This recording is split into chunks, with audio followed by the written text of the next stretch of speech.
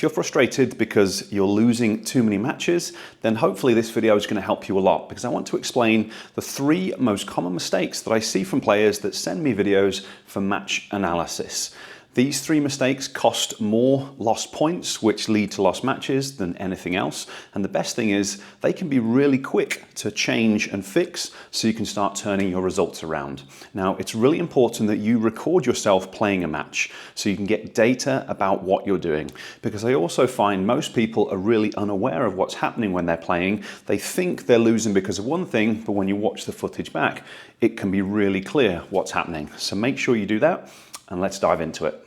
The mistake that I'm going to start with isn't the mistake that causes the most lost points, but it is the mistake that I see from the vast majority of players, and that's the easiest to fix. So it doesn't require any skill, it just requires effort, because what I'm talking about here is the intensity at which you recover.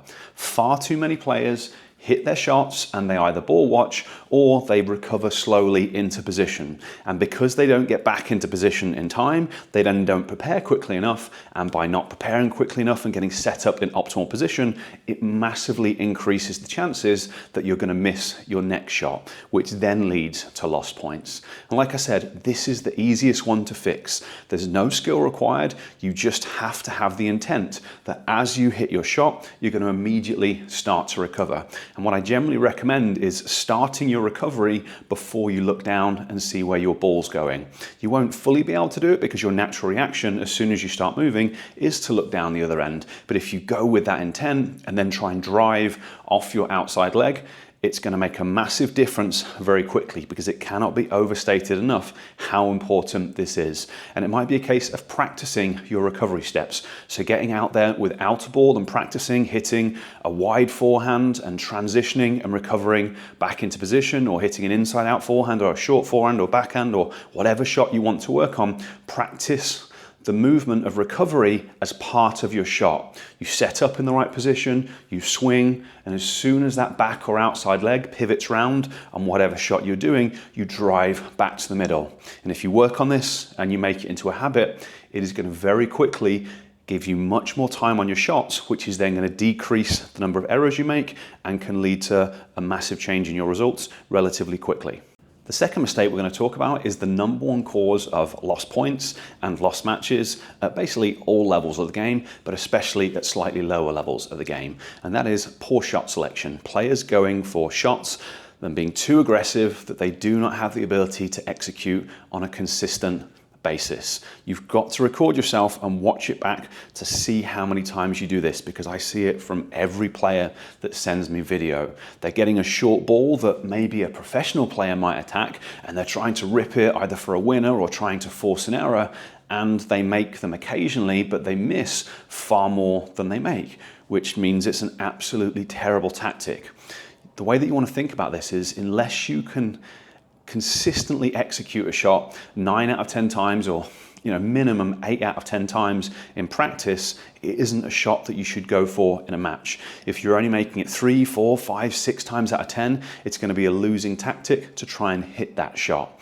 And here's where it gets tricky, because those short forehands or some of the balls that are floating, they seem like easier shots and they seem like you should be able to attack them, but the reality is that they're not. Executing attacking shots off softer balls, whether it's a short ball or a deep ball, is a high level skill. It's like a 5.0 and above skill. Some 4.5s can make it happen sometimes, but realistically they can't do it consistently, because if they could, they wouldn't be still at the 4.5 level. It is a much higher level skill, and it sounds harsh and it can be frustrating, but you've just got to accept it for what it is. If you're frustrated because you keep on losing matches, you've got to look how many unforced errors you're giving away by just trying to be too aggressive and hitting shots that you can't hit. You've got to accept it, dial that back, work on being more disciplined, going for sensible shots. When you get that short ball, maybe just guide it back deep. If your opponent comes to net, you don't have to try and rip winners past them. You can go straight back at them and let them miss their volley. You can lob the ball. When you get the floaty ball at the back, you can just guide it back deep yourself. Just be disciplined, let your opponent miss, and it's going to be the fastest thing that you can do to win more points and matches. So the next mistake that I want to talk about really goes back and follows on from the first mistake, because in addition to players not recovering with enough intensity and that causing them to not prepare quickly enough, another major problem that I see from players is they don't recover back into the correct position. And what this does is it gives their opponent much easier shots to hit, and it deceives people into not really understanding what's going on. A lot of players, when they talk to you, they tell you that their opponents punish weak shots. If they give them a short ball, their opponent puts it away. But as I've just explained, that is a much higher level skill. It genuinely doesn't happen until you get to the 5-0 level and a little bit at the 4-0 level. So if you're playing below that, especially like 3-5 and 3-0, it just isn't going to be the case. What happens more often than not when I watch players' footage back is because they're not recovering into the correct position, it makes it just way easier for their opponent to place the ball anywhere and much harder for players to get to, so they then miss the next shot. So you really need to make sure that this isn't happening for you. So I want to talk about the kind of tactical side of things in terms of recovery. The general rule is you're going to be splitting the difference between your opponent's two best shots. So here, my opponent is actually, and he's a 5-0 player, this is pretty poor. My ball is just there. My two best shots are going to be to go down the line. Now, I'm never going to be thinking about trying to hit the lines. I'm hitting with margin, but I'm just not very accurate at drawing these arrows. My other options are, well, my other option is going over there. So his job is to split the two best shots. So really, he should be slightly further over at this point. But I'm going to hit it cross court. Reasonable short angle. My position is fairly good, I would say. He can attack that down the line, or he can try and go for an angle there. They'll be his two best shots. So he has gone cross court. I've returned. I've gone back cross court, but I want to notice his position. How are we thinking about his position here? Yeah, I think that's okay. Maybe he could have been a little bit wider, but I've pushed him out wide again. I've recovered back. I think I'm doing a good job splitting the difference because he's quite wide. He can go out there or he can go down the line. He has chosen to go down the line. Now, what I want you to notice in terms of my recovery here, I haven't run straight across to get to this ball. I've run diagonally back, which has given me time to actually be able to get to that shot. If I'd run straight across, I'd have been in trouble. But I went back, which has given me more time. But he is now covering the court. I'm playing it deep. Ooh, okay, I've gone into the middle. So now my shot is in the middle. So what I'm trying to do there, after my shot, I'm trying to recover back as quickly as I can. I've seen that my shot's going into the middle. Ideally, I'd like to be more central here, but I just didn't have time to get there. He is now going to play the ball across. And this is the pattern of what happens.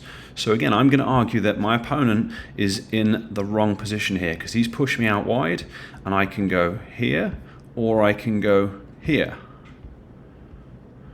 As it happens, I've gone relatively neutrally back to the middle. My position, he's taken me out wide. Again, he's in a decent position there. But it's just a big game of this. You're trying to cut your opponent's two best shots in half.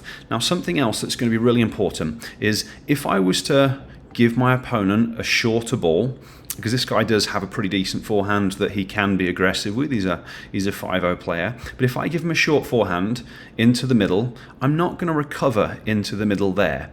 If I give him a short forehand to there, I'm not going to recover to here. If I give him a short ball there, I'm not going to recover to there because I'm way too close to the baseline.